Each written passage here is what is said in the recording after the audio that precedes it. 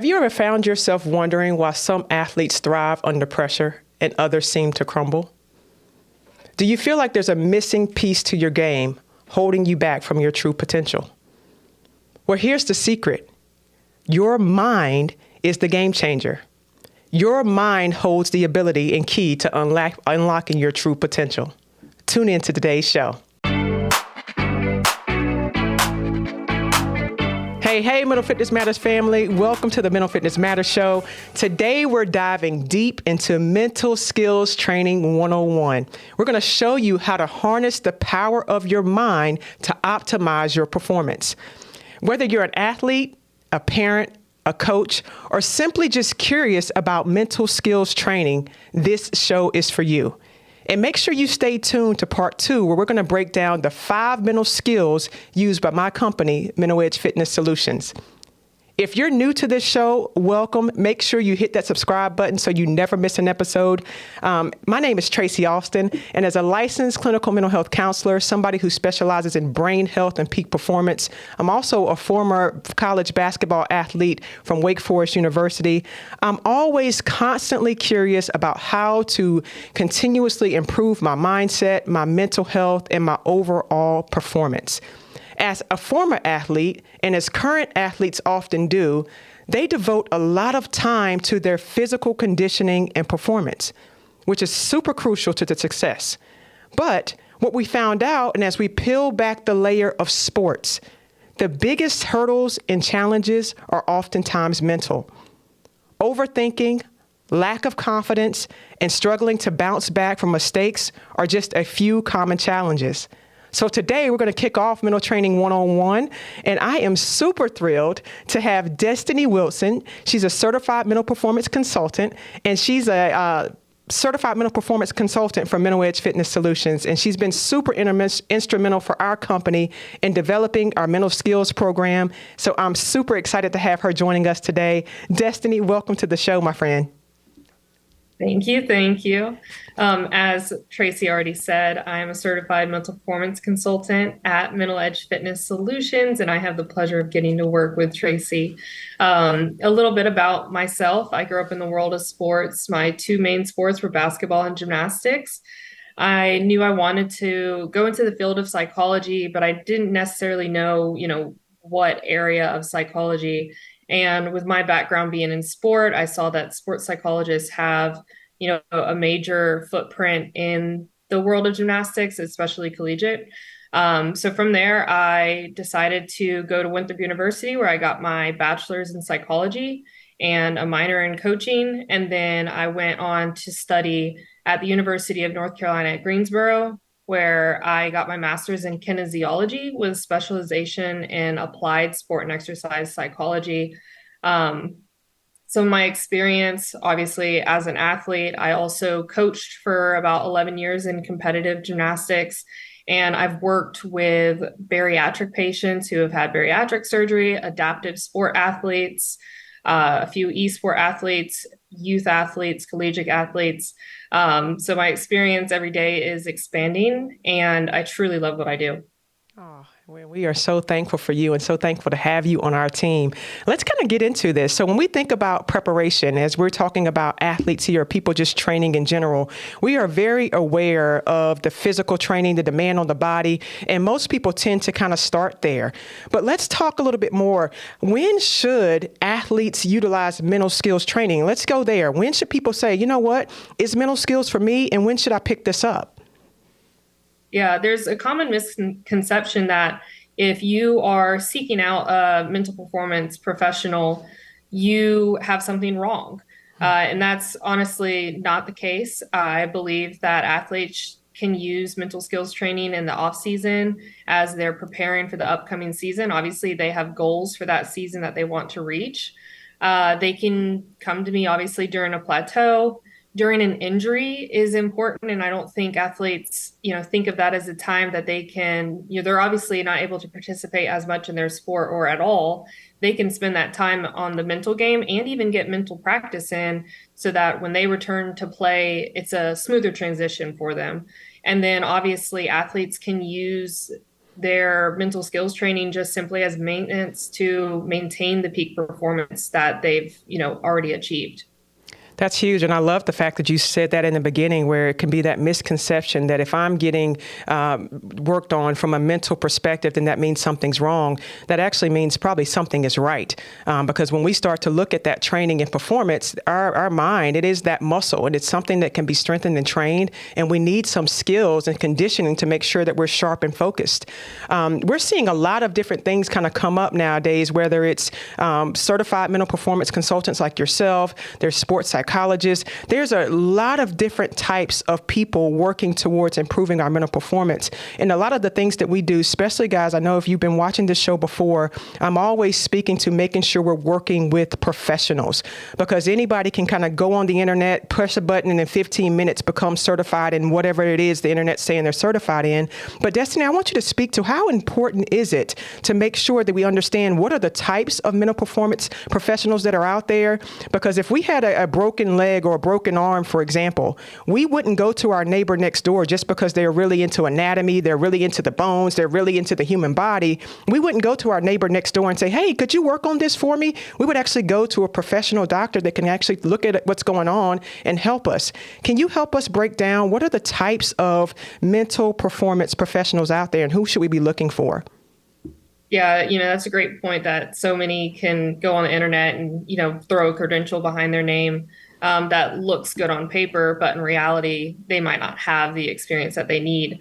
So I would say at the top of the mental performance professionals are going to be your sports psychologists or psychiatrists.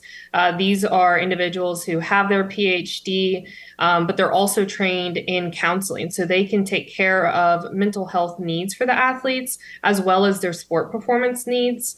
So if an athlete, is, needing both of those areas of expertise, they're going to need to go to their sports psychologist. Below that, you're going to have your certified mental performance consultants. Some sports psychologists are certified as CMPCs.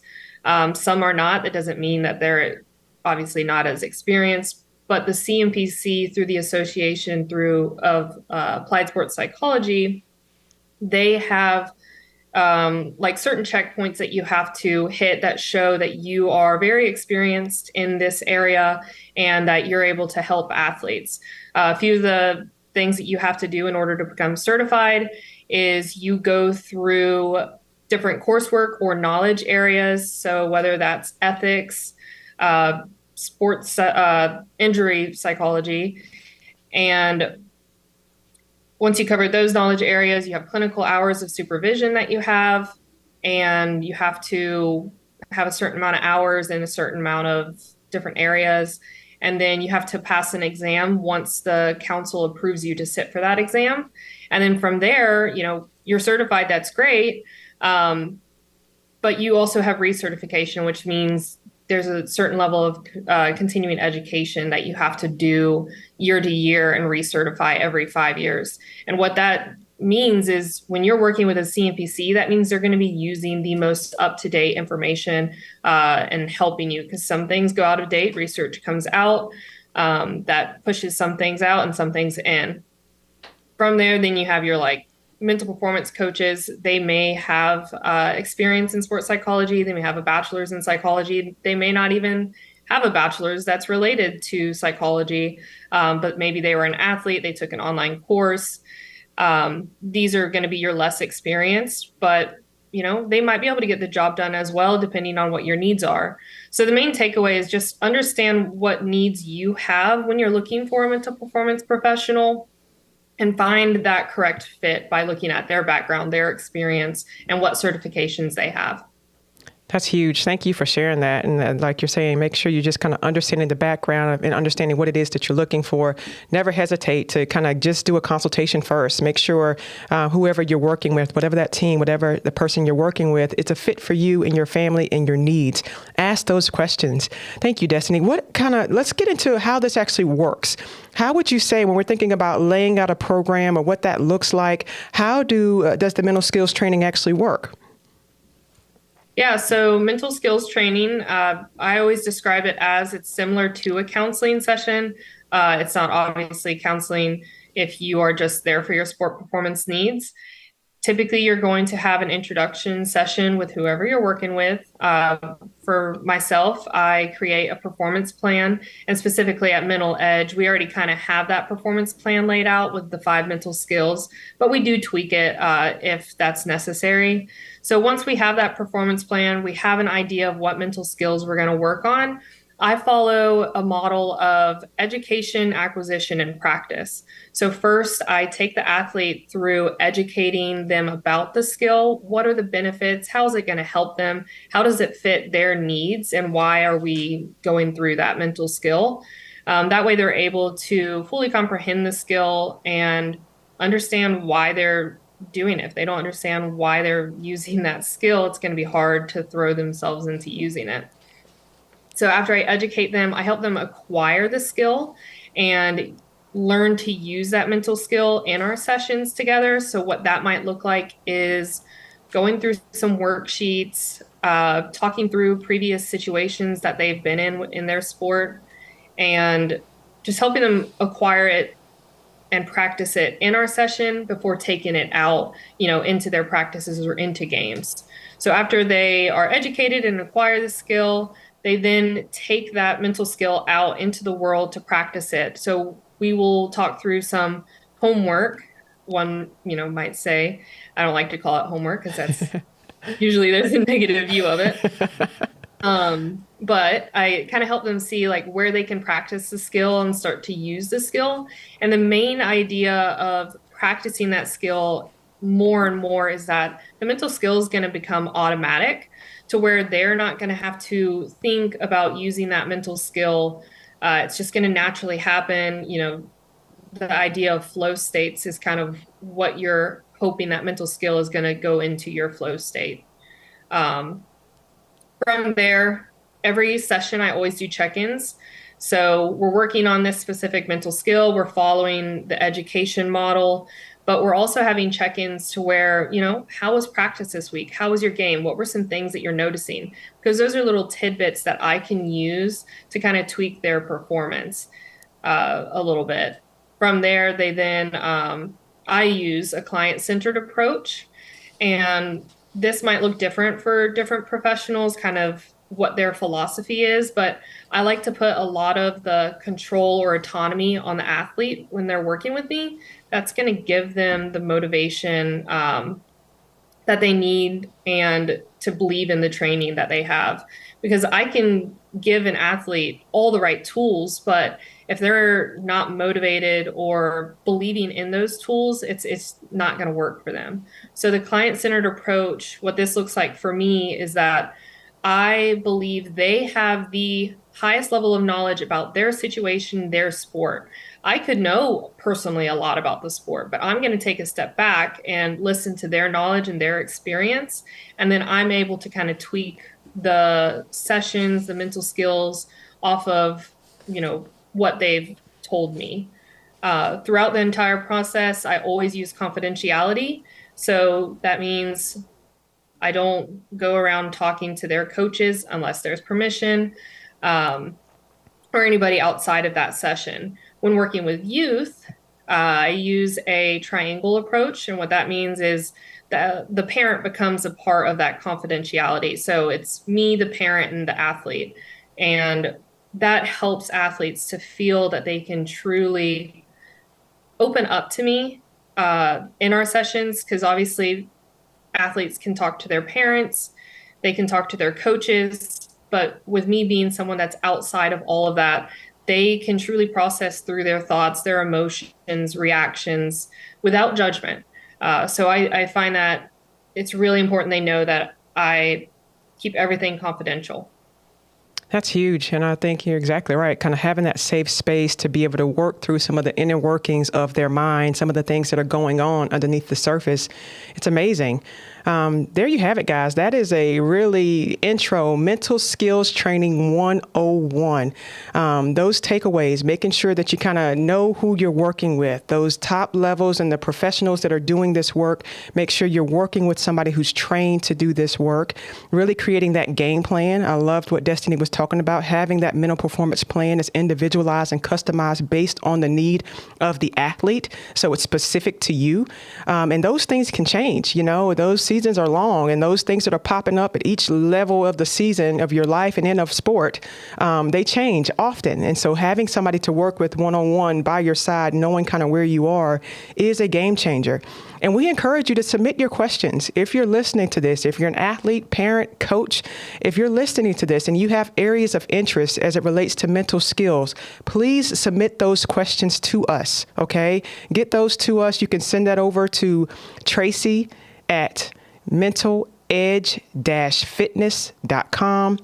Tracy, Tracy, at mentaledge-fitness.com. Send those questions in. We'll make sure that we can kind of get those answered and talk specifically to what those needs and those things that are coming up.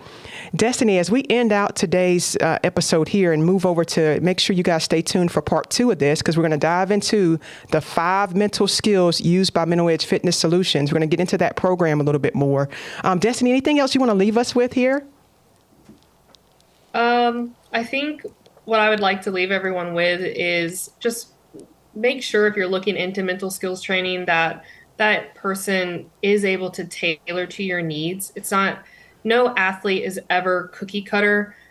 Certain mental skills, how you might teach it to one athlete is not at all how you can teach it to another athlete.